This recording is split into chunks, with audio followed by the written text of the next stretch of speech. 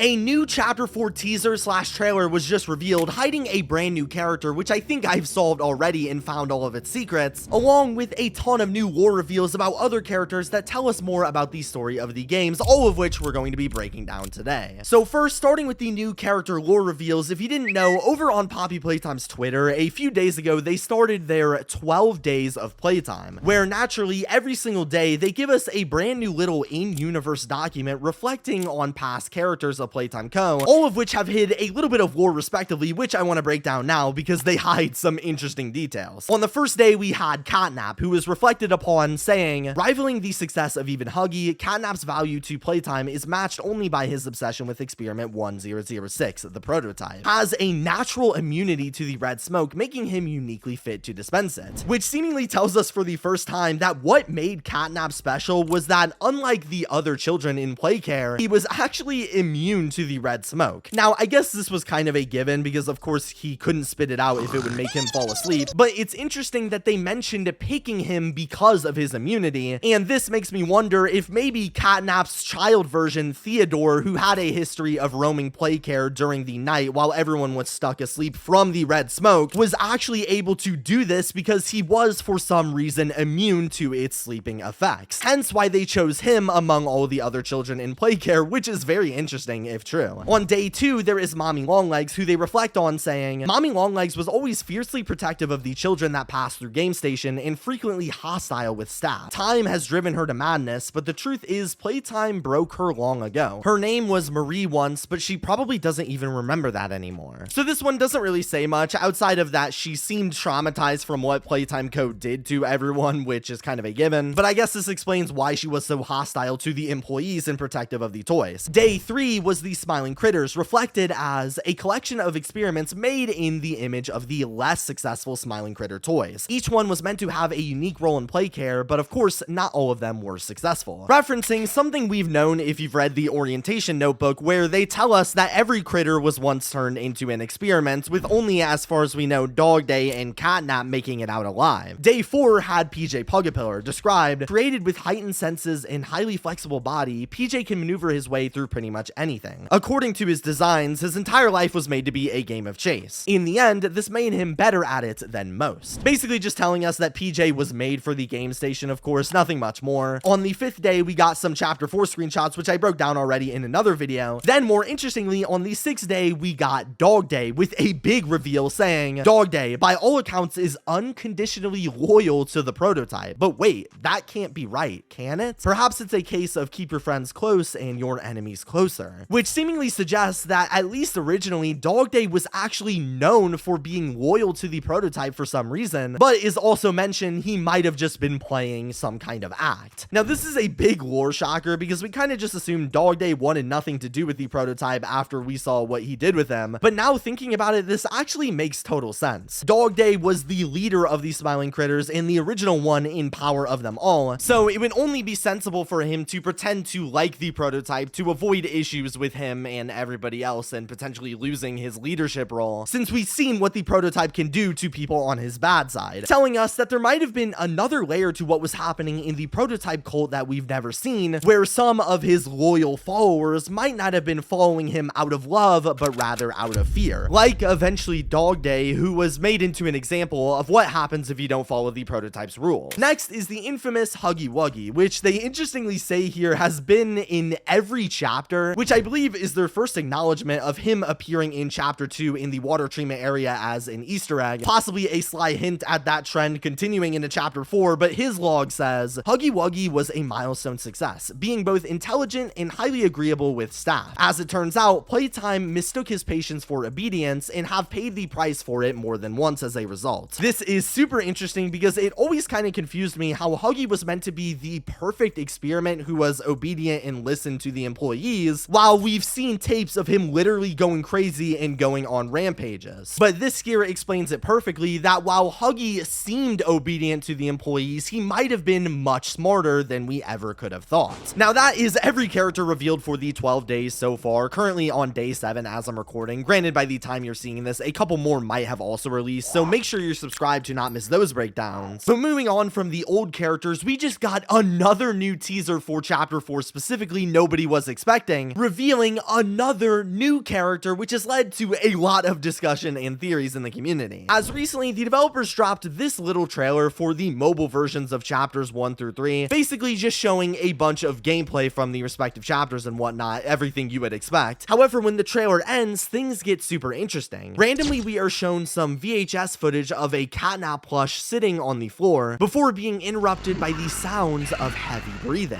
The breathing entity then reaches out to grab the catnap plush, revealing a very mysterious robot hand. The tape glitches a bit before suddenly the plush is gone and the teaser ends. Now, this drop came out of nowhere. It was a crazy shocker, but of course, this trailer leaves us with one question and one question only. Who is this new robotic being reaching their hand out and grabbing catnap? Is it a new toy? Could it be the other hand of the prototype? Well, for one, I don't think it's a toy or anything because the body seems super humanoid and mechanical. So unless Playtime Co was selling creepy endoskeletons, this definitely can't be a toy. And I doubt this would be the prototype because we saw the prototype's full body as a shrine in chapter 3. And when looking at the model, there doesn't appear to be anywhere for a small robotic hand like this. So what could this be then? Well, I think this has to be the physical return of Harley Sawyer, the creator of the bigger bodies and focus of chapter 4. And this is for a few reasons. If you haven't followed chapter 4's development through the past trailers and ARGs, we basically learned that Harley was apparently still alive in the factory, and we also learned he spent most of his days studying the experiments trying to create immortality so he could live forever. A pretty obvious foreshadow that he ended up turning himself into an experiment, but we just didn't know how, I think, until today. As an interesting point that makes me believe this is Harley is the fact that the hand that we see here is very humanoid, in the shape of like a real human hand. And this matters because the reason the bigger bodies were originally turned into toys is so that way the children in the factory weren't scared of them, and therefore they were limited to the Playtime Co designs. However, in Harley's case, where he just wanted to live forever, obviously he would design himself to be shaped like a human, something mimicked in this design. Another small detail that might also point this towards Harley Sawyer is if you look at the back of the hand, it might be a stretch, but you can see what appears to be the prison symbol embedded into it. And we know Harley had to have had a big part in the prison since we've seen him in multiple documents working inside of there, and plus of course he was the one making the bigger bodies, so the prison that contained them would be somewhere he was actively involved in. So assuming this is right, which again it could be a stretch, this could also be another clue pointing towards Sawyer. But possibly the biggest tell of all that this is him is the fact that while this is all happening, we conveniently see the familiar eye creature pop up for a couple of frames, something we've seen literally everywhere in chapter 4. And in my last theory video, we discovered that the eye was more than likely symbolism for Harley Sawyer being the all-seeing eye watching us throughout our journey, after we learned in the Story So Far videos that he has been following our every move through the CCTV cameras the whole time. So them showing this eye here of all places is definitely meant to nod us in the direction that this is Harley Sawyer, especially since in their tweet about this trailer, they literally say, "You've been toying with terror and someone has been watching your every move." Obviously referencing Harley Sawyer watching over us, so why else would they mention him here unless this creature in the trailer is meant to be him? I'm basically 100% sure this is Harley, which is very interesting, and I'm super curious how they're going to revolve the chapter around him. If I'm right, this would be our first time encountering any Playtime Co employees, and so hopefully in this chapter we'll get a ton of new information on what happened with the bigger bodies and their creation, and also what went wrong leading to the Hour of Joy, along with us maybe even getting to fight Harley Sawyer in his robot form, which would be super cool if true, but I guess we'll see.